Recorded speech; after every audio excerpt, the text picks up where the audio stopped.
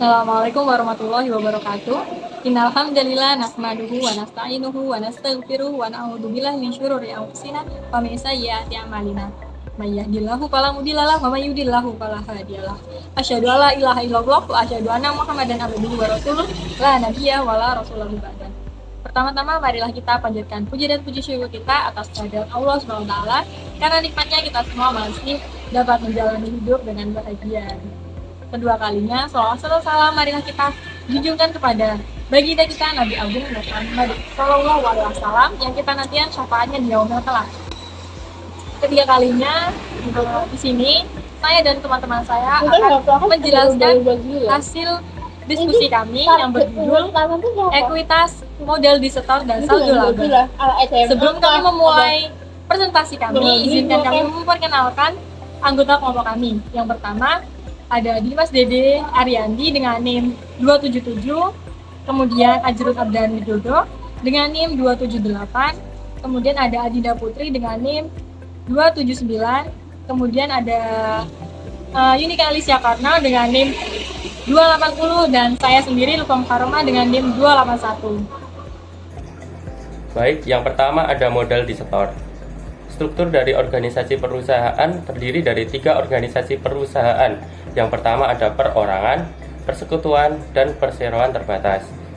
Karakteristik khusus dari perseroan terbatas adalah: yang pertama, pengaruh dari Undang-Undang Perseroan Terbatas. Yang kedua, penggunaan sistem saham. Yang ketiga, pengembangan variasi dan ownership interest atau kepentingan kepemilikan. Ekuitas PT. Salah satu bagian akun yang penting bagi perusahaan adalah struktur permodalan atau ekuitas.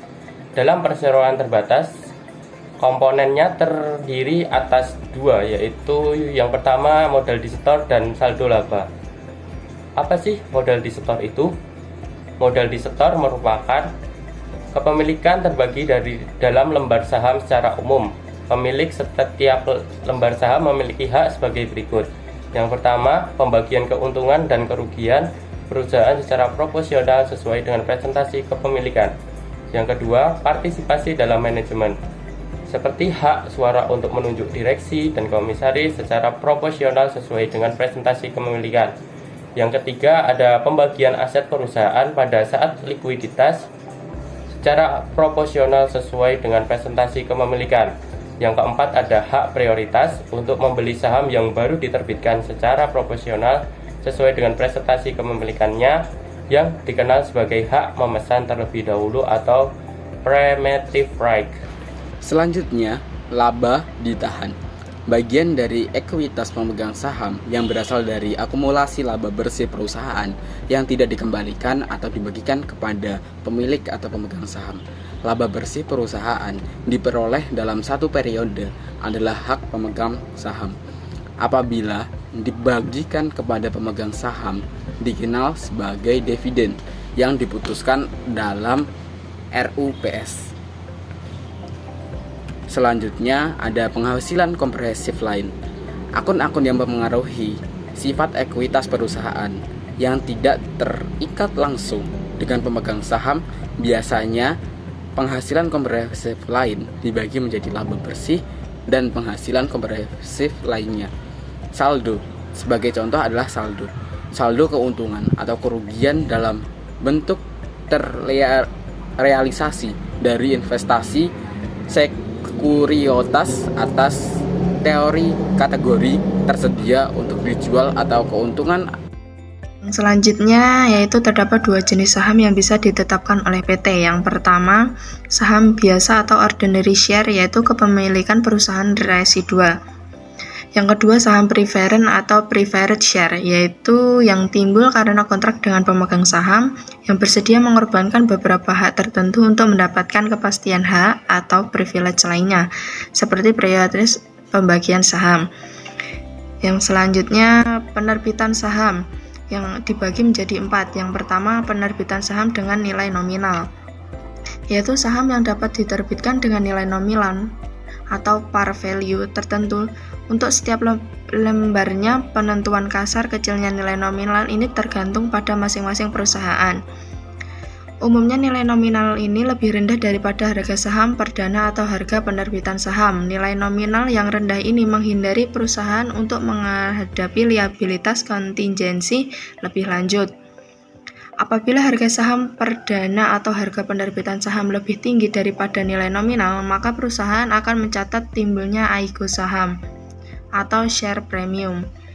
Yang kedua, penerbitan saham tanpa nilai nominal, yaitu di beberapa negara saham dapat diterbitkan tanpa nilai nominal dengan alasan agar perusahaan terhindar dari liabilitas kontingensi. Perusahaan maupun investor terhindar dari kebingungan antara mencatat nilai nominal atau nilai pas. Yang ketiga yaitu penerbitan dengan sekuritas lain, yaitu ada kalanya perusahaan menerbitkan saham bersama dengan surat berharga atau sekuritas lain. Penerbitan seperti ini dilakukan untuk meningkatkan daya tarik saham perusahaan sehingga semakin banyak investor yang bersedia untuk menanamkan dana di perusahaan atau dengan harga yang relatif tinggi.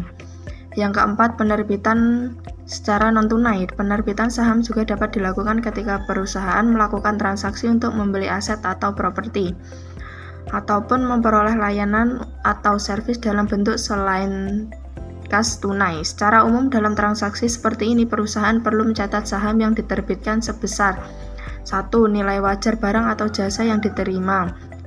Yang kedua, jika nilai wajar barang atau jasa tidak dapat diukur secara andal, maka sebesar nilai wajar saham yang diterbitkan. Yang kelima yaitu biaya penerbitan saham.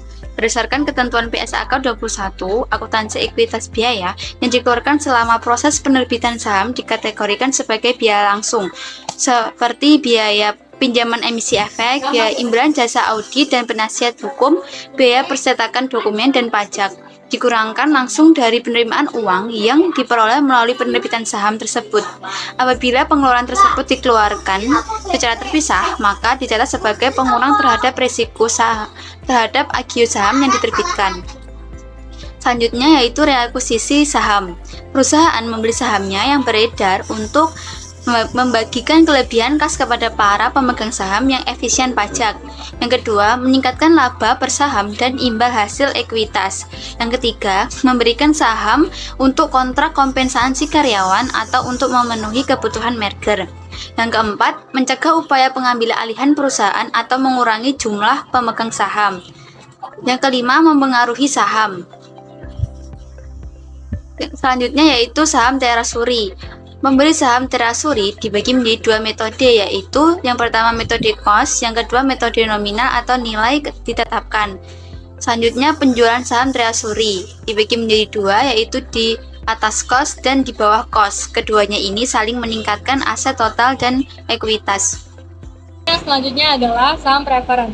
Karakteristik saham preferen merupakan jenis saham yang diterbitkan oleh perusahaan dan karakteristik atau fitur tertentu seperti yang pertama, preferensi saat pembagian dividen, preferensi saat pembagian aset, dapat dikonversikan, dapat ditarik kembali, tidak memiliki hak suara, sifat dividen, dapat kumulatif, kemudian partisipatif, dan yang terakhir dapat dijual kepada pihak perusahaan yang menerbitkan saham.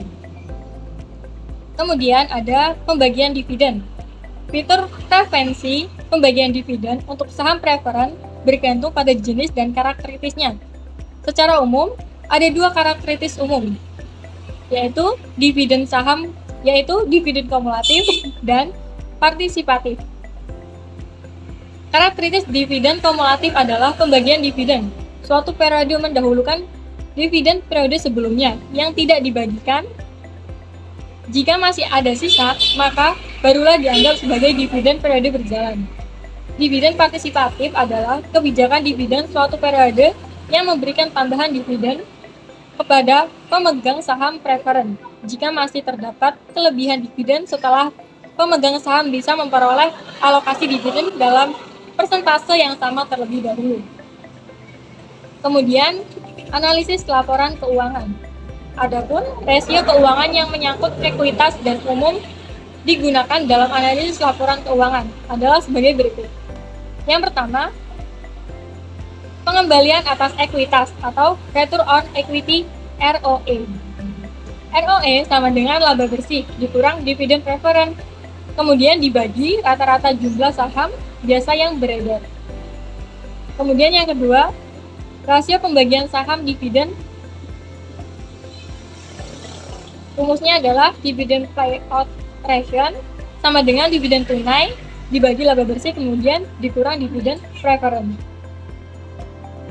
Demikianlah presentasi dari kelompok kami. Kurang dan lebihnya kami mohon maaf, semoga dapat bermanfaat. Kami akhiri, wassalamualaikum warahmatullahi wabarakatuh.